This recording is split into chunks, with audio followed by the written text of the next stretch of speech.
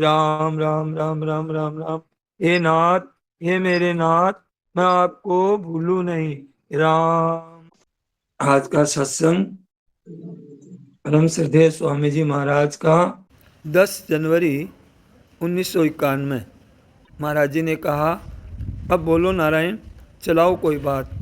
देखो, जिसको परमात्मा की प्राप्ति कहते हैं, जीवन मुक्ति कहते हैं, परम सिद्धि की प्राप्ति कहते हैं, कल्याण कहते हैं, ऐसे कई नाम हैं।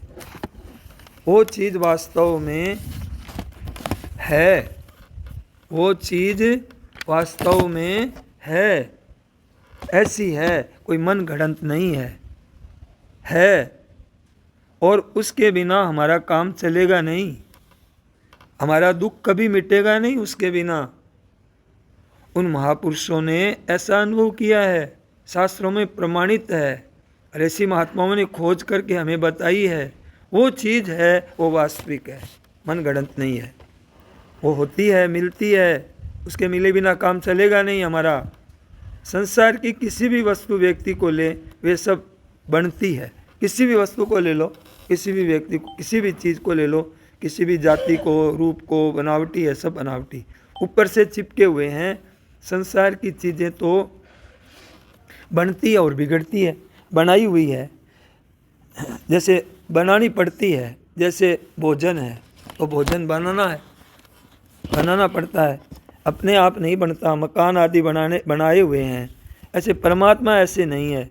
परमात्मा तो है मौजूद। ऐसे नहीं है कि परमात्मा हम भजन करेंगे, ध्यान करेंगे, कीर्तन करेंगे, जप करेंगे तो वो उसको बना लेंगे। वो बनाना नहीं होता है उसमें। वो तो है, ज्यों के त्यों है, पहले से ही, अभी ऐसा ही है, पहले से ही अभी ऐसा ही है, पहले से ही सर्वदा ऐसे ही है, सर्वदा सिद्ध है। इस वास्ते उसमें योग को, इस वास्ते नित्य योग कहते हैं परमात्मा को। नित्य योग है परमात्मा का, इसलिए परमात्मा का नित्य योग है। वो नित्य योग कहलाते हैं। अपने पहचानते नहीं हैं, अपने पहचानते नहीं हैं। अपने पहचानने की ज़रूरत है, लेकिन अपने पहचानने की बड़ी आवश्यकता है। उसको मतलब करने की आवश्यकता नहीं है उसके लिए, उसको पहचानने की आवश्यकता है। करने से वो चीज़ ऐसी नहीं है कि करने से वो चीज़ होगा, ऐसा नहीं होता है कभी। संसार का काम करोगे तो होगा, रोटी बनाओगे तो बनेगी, नहीं बनाओगे तो नहीं बनेगी।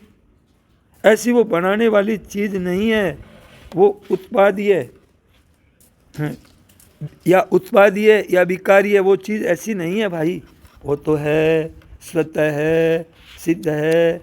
केवल हम भूल करके उल्टे हो रहे हैं, केवल भूल करके हम उल्टे हो रहे हैं। संसार की तरफ हमारा आकर्षण हो रहा है, यही बाधा है, यही हमारा खिंचाव हो रहा है। अभी आप से मिल जाए, अभी आपसे मिल जाए, वो तो स्वतः सिद्ध प्राप्त है। आकर्षण मिटाने के ही कहते हैं, आकर्षण मिटाने के लिए कहते हैं। वैराग की आवश्यकता क्यों है? वैराग की आवश्यकता किसके लिए है? वैराग की आवश्यकता आसक्ति मिटाने के लिए है, राग मिटाने के लिए है। इसके लिए वैराग्य की आवश्यकता है। राग मिटे बिना उसका अनुभव होता नहीं। उसका अनुभव तो है, पर मिटे बिना उसका अनुभव नहीं होता वास्तविक। राग पदार्थों में रहता है, भोगों में, संग्रह में राग रहता है, मान में, आदर में, इसमें सत्कार में, बड़ाई में, जीने में, शरीर बना रहे, इसमें एक राग रहता है। इसमें शरीर में इनके साथ एक राग रहता है, एक आसक्ति रहती है। इसमें फ़ायदा कुछ नहीं है और नुकसान कोई बाकी नहीं है। फ़ायदा कुछ है नहीं और नुकसान कैसा नुकसान कि बड़ा भारी नुकसान। बड़ा भारी नुकसान क्या है? नुकसान दुख है, जन्म मरण का एक भयंकर दुख है, दुर्गति का एक भयंकर दुख है, 84 लाख योनियाँ, महान भयंकर नरक हानि है, भयंकर यातना है, बहुत बड़ी भयंकर यातना है। ऐसी कोई भी हानि बाकी नहीं है और लाभ केस जितना भी नहीं है। संसार से, मान बढ़ाई से, आदर से, शरीर के रखने की इच्छा से, आकर्षण में, संसार के केस जितना भी मतलब लाभ नहीं है। और कहते हैं जद पिमृषा तीहू काल में, भूत भूत भविष्य वर्तमान, तीन ही काल में झूठा है ये संसार, तीन ही काल में। और कहते हैं ब्रह्म न सकहीं को टाल, कोई ये लक्ष्मण रेखा ये थोड़ी है, लो की लकीर थोड़ी है कि ब्रह्म नहीं टलेगा, पर कहा है ब्रह्म न सकहीं को टाल। कितने लगते हैं इसमें, ब्रह्म है, नाम तो ब्रह्म है, क्या ब्रह्म को कोई नहीं टाल सकता? नाम ही ब्रह्म क्यों दिया फिर? टाल नहीं सकता तो ब्रह्म क्यों नाम दिया? इसलिए दिया कि हम चाहते नहीं हैं, टाल नहीं सकता। तो इसका तात्पर्य क्या है कि इनका भय कि नहीं टले, टलता नहीं है, ऐसी बात नहीं है। पर वास्तविक है कोई जानकार कोई मिल जाए, कोई अच्छे हमें बताने वाले मिल जाए, और हमारी उत्कंठा हो और बताने वाले हो, तो उस तत्व को स्वामी जी महाराज कहते हैं बहुत सुगमता से जल्दी से काम हो जाता है, भ्रम मिट जाता है। ब्रह्म नाम ही ब्रह्म है, ब्रह्म न सकहीं को टार, ब्रह्म ही तो है और कोई चीज़ है थोड़ी। तो कोउटार क्यों कहा, कहीं कोउटार, तो कोउटार मतलब कोई जिसकी उत्कंठा है वो उतार देगा।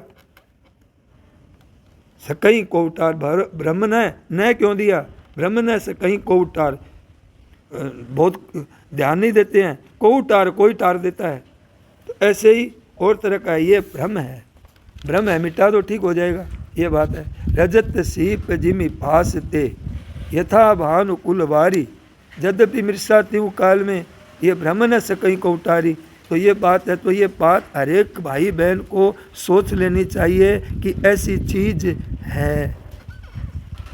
दूसरी बात थी उसको प्राप्त करने के, अच्छा एक बात तो बता दी क्या, कि हर एक भाई बहन कि इससे ऊपर उठ सकता है, इसको टार सकता है। हर एक भाई बहन क्या अधिक ये चीज़ मिली है और वो कर सकता है, इसको प्राप्त कर सकता है। और दूसरी बात कहते हैं इसको प्राप्त करने के अधिकारी हम सब हैं, सब के सब जितने भी।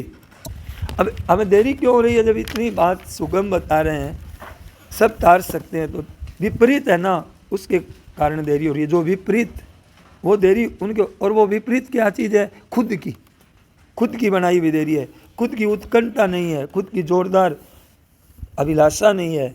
खुद की उत्कंठा हो जाए तो फिर देरी दूर हो जाएगी। ये देरी है ना, ये देरी फिर देरी दूर हो जाएगी। खुद की उत्कंठा हो जाए तो उसकी आसक्ति मिट जाएगी, तो विमुक्ता दूर हो जाएगी। विमुक्ता दूर हुई और सन्मुख हो जीव हो जब ही, और जन्म कोटि अज्ञास ही तभी। करोड़ों जन्मों के सारे पाप कुछ भी बाकी नहीं रहेगा, सभी नष्ट हो जाएंगे। अब देरी का काम नहीं है। इस वास्ते हर एक भाई को ऐसा विश्वास कर लेना चाहिए कि तत्व ऐसा है, वो तत्व ऐसा है और वो प्राप्त है, हमारे को प्राप्त हो सकता है, क्यों है। और बिल्कुल ऐसी बात है, हम सबको प्राप्त हो सकता है, सच्ची बात है। इस वास्ते उसकी प्राप्ति में कठिन नहीं है।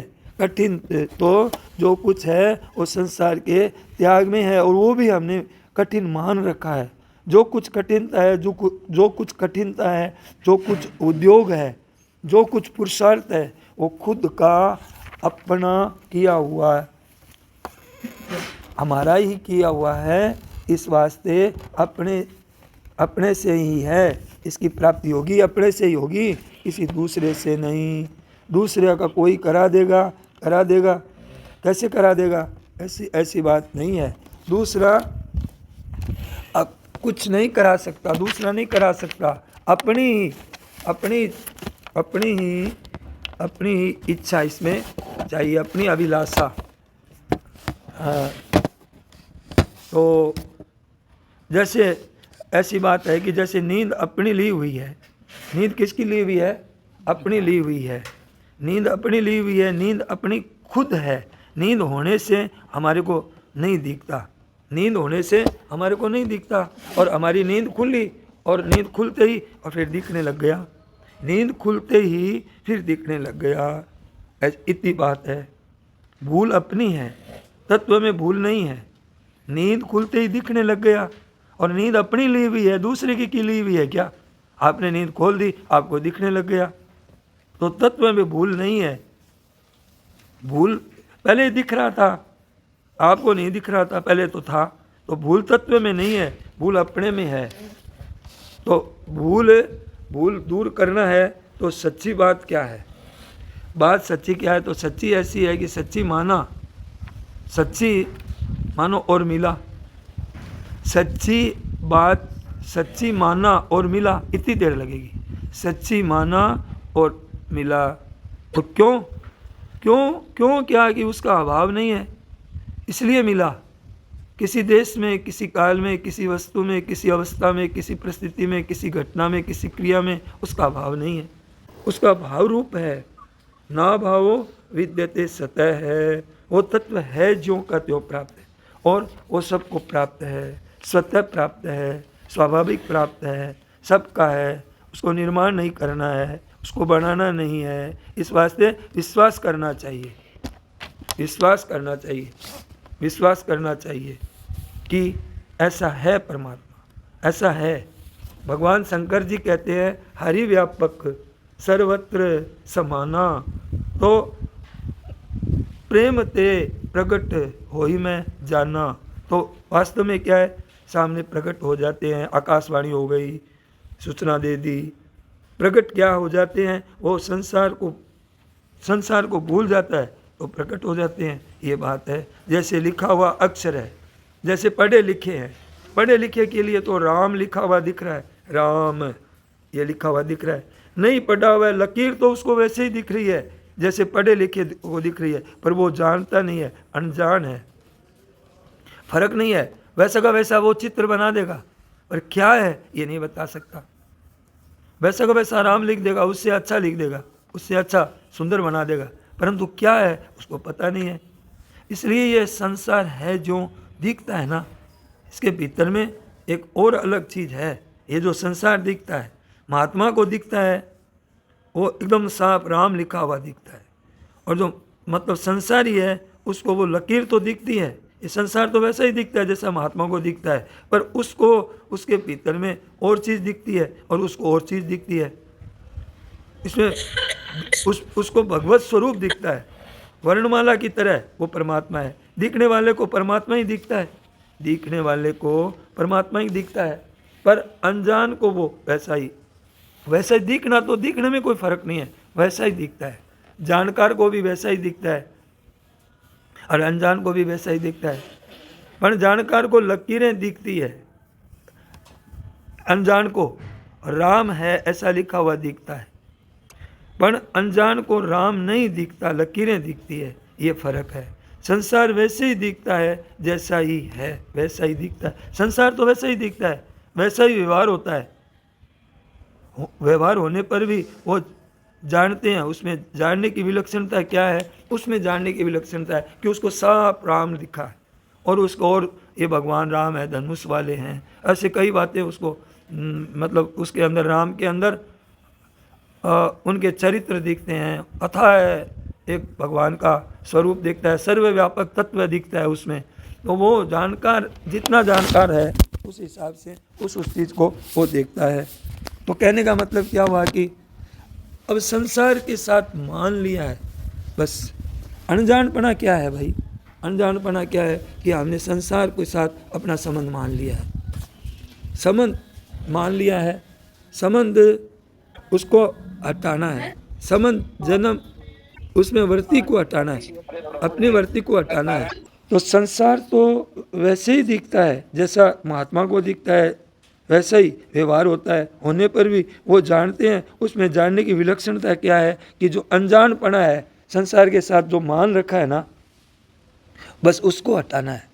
अनजानपने का यही है। संबंध जन्य सुख है ना, उसमें वर्ती हटानी है कि इससे हमारे को सुख मिलता है, सुख मिल जाएगा है, ये मतलब उसमें वर्ती हटाना है। तो कठिनता है तो यही है कि संयोगजन्य सुख मिलता है ना, ये संयोगजन्य सुख मिलता है ना, ये हमें पता नहीं है कि महान दुख का कारण है जन्म मरण का। ये हमें पता चल जाए तो फिर तो ये जानकार हमें बता रहे हैं कि भैया ऐसा है, तो उसका त्याग करना पड़ेगा अपने को, उस संयोगजन्य सुख से विमुख होना पड़ेगा। ये बात है, उसको लाना है नहीं है, बनाना नहीं है, करना नहीं है।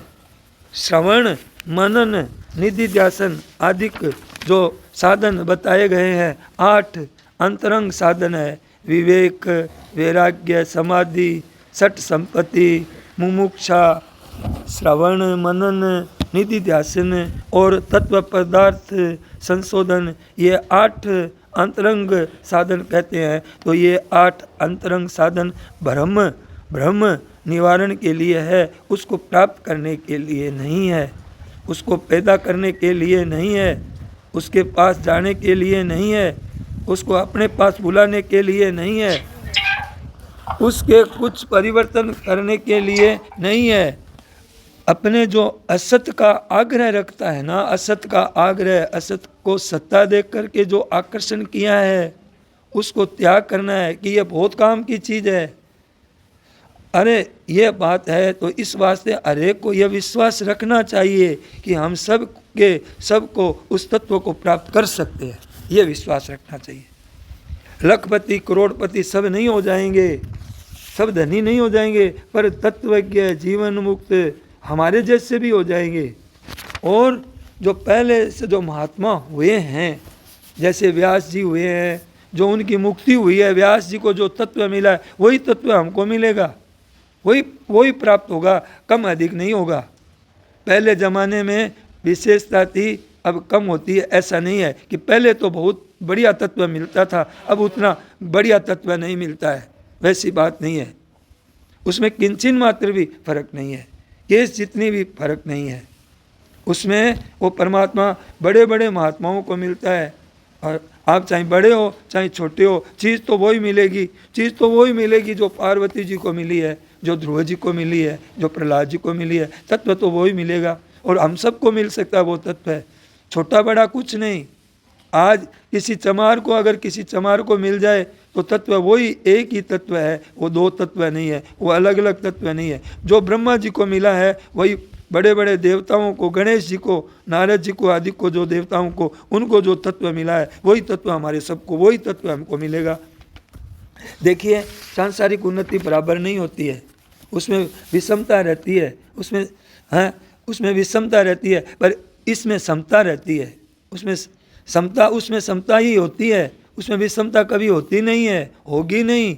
और संसार में बरोबर कोई धनी नहीं हो सकता, बरोबर कोई विद्वान नहीं हो सकता, बरोबर कोई परिवार वाला नहीं हो सकता, बरोबर कोई बुद्धिमान नहीं हो सकता, बरोबर कोई योग्यता वाला नहीं हो सकता। और परमात्मा में सब एक समान हो सकते हैं, सब एक तत्व को प्राप्त कर सकते हैं, ये बात है। अब इसमें शंका है तो बोलो, आपके जच जाए तो बोलो। उत्साह रखो, उत्साह, अपने आप में उत्साह रखो, निराश नहीं होना है। हम भी प्राप्त कर सकते हैं इसको, हमारा अधिकार है, जन्म सिद्ध अधिकार है हमारा, हमारे को मिला ही जीवन इसलिए है। भगवान ने ठोक बजा के दिया है मनुष्य शरीर कि ये मेरी प्राप्ति कर सकता है, इसलिए दिया है। और इस चीज़ से निराश होंगे तो फिर कहाँ भटकेंगे, कहाँ दुर्दशा में जाएंगे, कितनी यातना मिलेगी। मनुष्य मात्र का अधिकार है, कोई ऐसा अनिधिकारी नहीं है। समूहम सर्वभूतेषु न मे द्वेष्योस्ति न प्रिय ये भजन्ति त्वाम भक्त्या मयि तेषु चाप्यहम्। एक परमात्मा ही है ऐसे जो क्रिया से नहीं मिलते, जो क्रिया से नहीं बनते, परमात्मा ही है। महाराज जी ने कहा हाँ ठीक बात है, वो बनते ही नहीं, उसकी संसार सब बनता है, क्रिया से बनता है, उसकी क्रिया से प्राप्ति नहीं होती है। संसार बिना क्रिया प्राप्ति नहीं होती। संसार की रोटी तो बनानी पड़ेगी भैया, क्रिया तो करनी पड़ेगी। संसार को जानना होता है, संसार से अलग होने पर परमात्मा का जानना होता है। संसार से एक होकर के हम परमात्मा को नहीं जान सकते, संसार से अलग होकर संसार को जान सकते हैं, और परमात्मा से अभिन्न होकर परमात्मा को जान सकते हैं। परमात्मा से हम भिन्न होकर के परमात्मा को नहीं जान सकते। संसार से अलग हुए बिना संसार को कोई जान ही नहीं सकता। जैसे हम कोई नशा पता करते हैं, तो अब नशा पता छोड़ने से पता चलेगा कि हमारी कितनी मतलब बुराई थी, वो हम कितने व्यसनी हो गए थे, कितनी आदत खराब हो गई थी। वो छोड़ने से ही, अलग होने से ही संसार का ज्ञान होगा। और परमात्मा का ज्ञान कब होगा? जब हम अपने को परमात्मा के साथ हरदम अपनी स्थिति मानेंगे, हम परमात्मा के साथ हैं। और परमात्मा संसार का तो ज्ञान हो जाएगा। और परमात्मा से एक होने पर, क्योंकि आप पहले से ही हैं परमात्मा के साथ, आप मानो मत मानो हैं ही, है जैसे को जैसे होने से उसका बोध हो जाता है। एक देशी है उसमें अलग होना है, मन में खिंचाव है ना, इसमें अलग होना है, मन में जो महत्व है उससे अलग होना है। इनका क्या महत्व है, रहेगा ही नहीं। आज तक सुख लिया वो रहा, कोई नहीं रहा, और उसमें हमारे को दुख भोगना पड़ा, पता है हमको, और हम इसको ही ऐसे ही इसके साथ आकर्षण होता रहेगा, इसको महत्व देते रहेंगे, तो फिर भाई महाराज जी ने आरंभ में ही कह दिया कि फिर यातना में शरीर मिलेगा, यातना ही यातना होगी। अलग होना है, और अलग कहीं ऐसा नहीं कि कहीं जाना है, कोई ऐसा नहीं कि कोई कुटुंब छोड़ करके जाना है कि गृहस्थ छोड़ करके जाना है। एक कुटुंब है, ऐसा एक हमारा गृहस्थ है, ऐसा एक शरीर है, ऐसा, तो इसमें कोई बाधक नहीं है।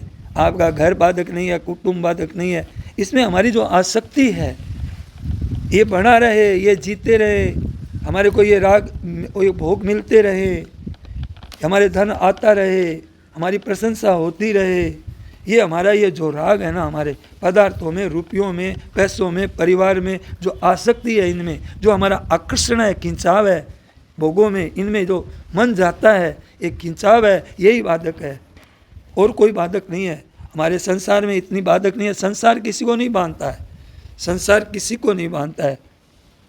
रुपये अगर सबको अच्छे लगे तो रुपयों का ढेर कर दो, एक रुपयों का ढेर कर दो चौराहे पर, और रुपया को तो, और या तो कुत्ता सूंघ करके चला जाएगा या टांग ऊपर करके मूत के चला जाएगा।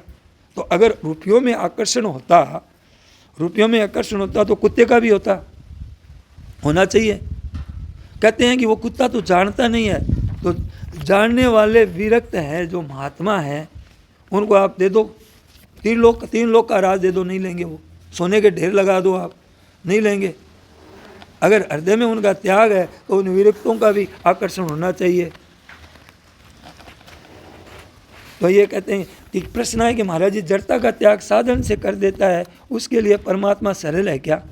अरे वो तो जड़ता का त्याग वो तो सरल ही है, वो सरल तो स्वतः ही है, सरल है, स्वतः है। जो उसकी सरलता क्या कहे, फिर सरलता और सुगमता क्या कहे, स्वतः है, उसकी क्या सरलता, वो तो है सही। अपने कठिनता बना ली है, वो कठिनता छोड़ दो बस, कि कठिनता ये छोड़ दो, हमारी बनाई हुई है छोड़ दो, वो तो है, सबकी आत्मा है। अहम आत्मा गुणाकेश है, अहम आत्मा गुणाकेश है। जब सबकी आत्मा ही है, हमारी सत्ता ही वो ही है, तो हम सत्ता स्वरूप हैं और वो सत्ता का स्वरूप है साक्षात।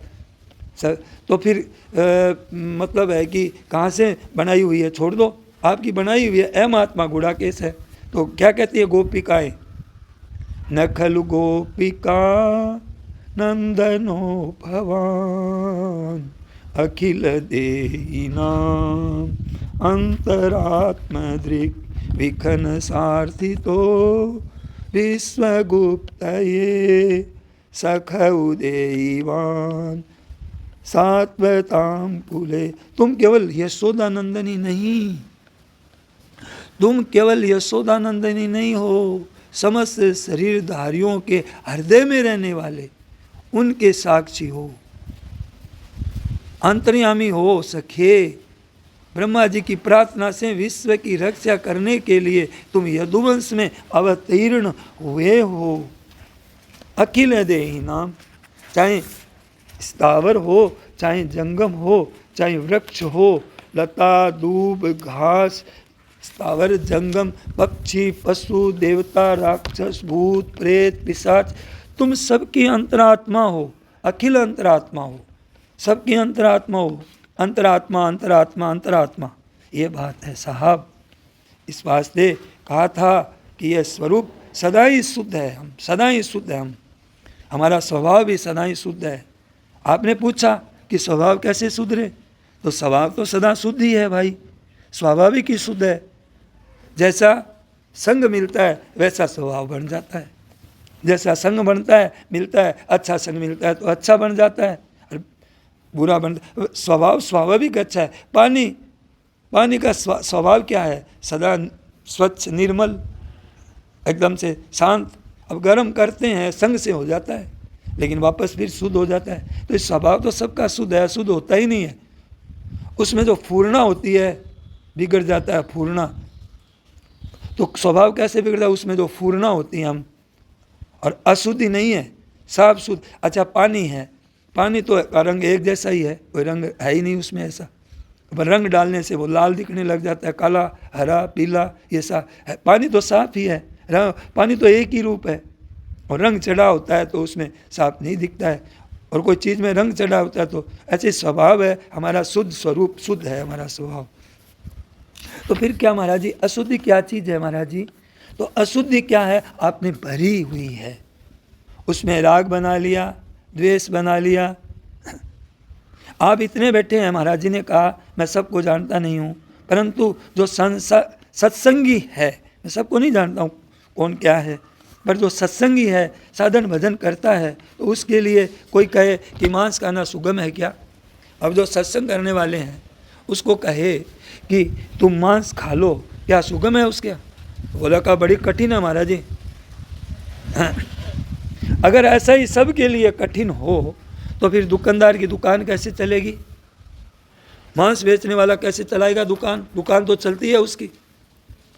मैं तो देखता था कि वहाँ लाइन लगी रहती है, नंबर से मिलता है मांस।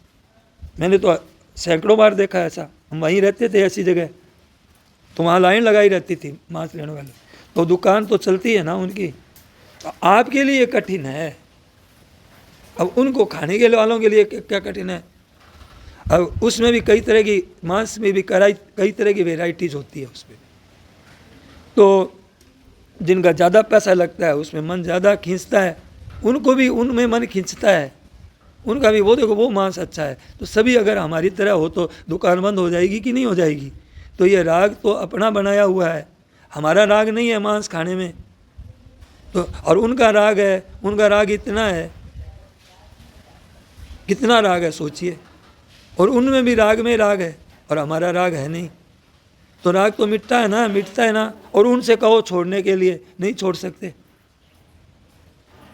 हम तो नहीं बनावे तो नहीं बनेगा, बना लिया तो बन गया। अब उनका खाने का बन गया, हमारा नहीं खाने का बन गया। होता है कि नहीं होता है ऐसा?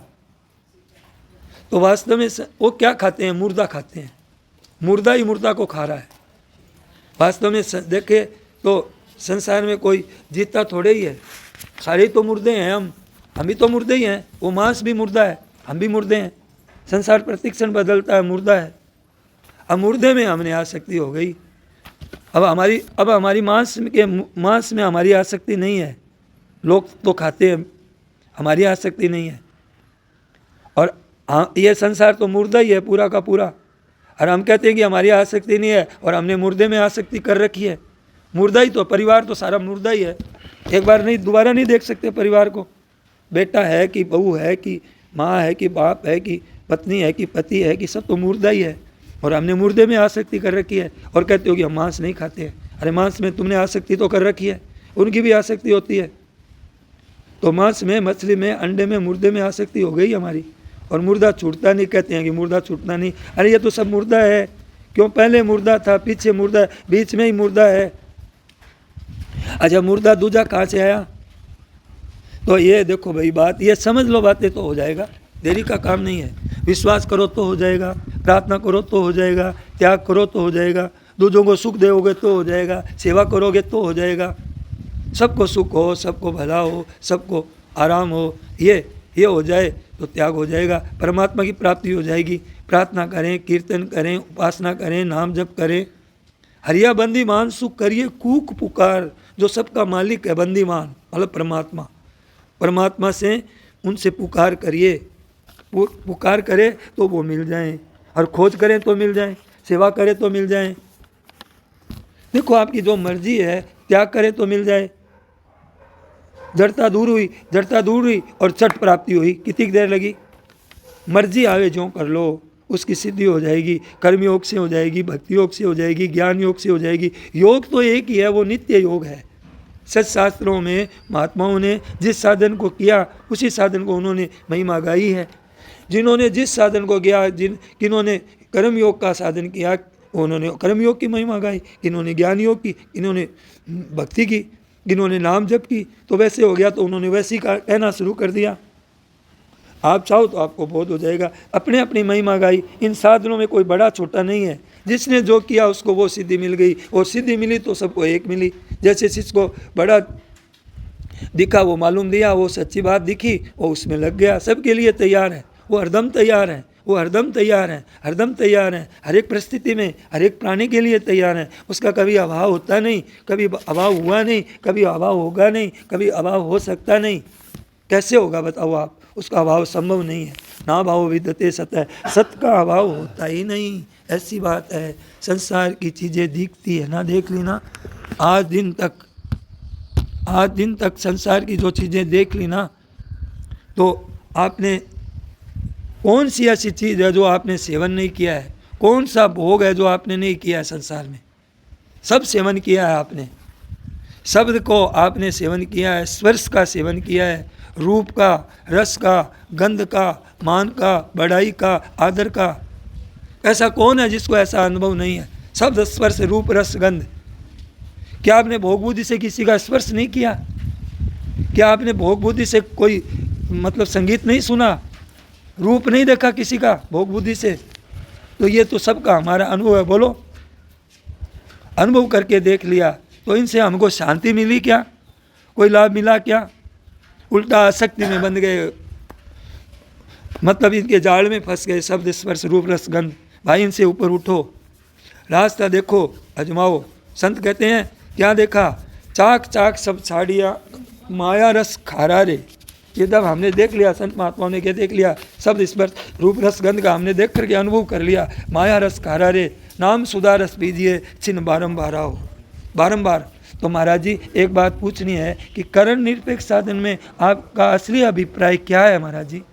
मानो साधनों से मिलता नहीं है, ये हमारा अभिप्राय है। क्रिया से मिलता नहीं है, ये हमारा अभिप्राय है। तो महाराज जी ये पशु पक्षी काम नहीं करते, इनको कोई मतलब फिर इनको क्यों नहीं हो जाती परमात्मा की प्राप्ति?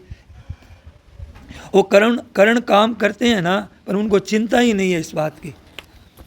चेष्टा करते हैं वो वर्षों से। हम लोगों को देखो, हम लोग वर्षों से चेष्टा कर रहे हैं, 40, 50, 45 वर्ष से हैं इनमें लगे हुए हैं लोग।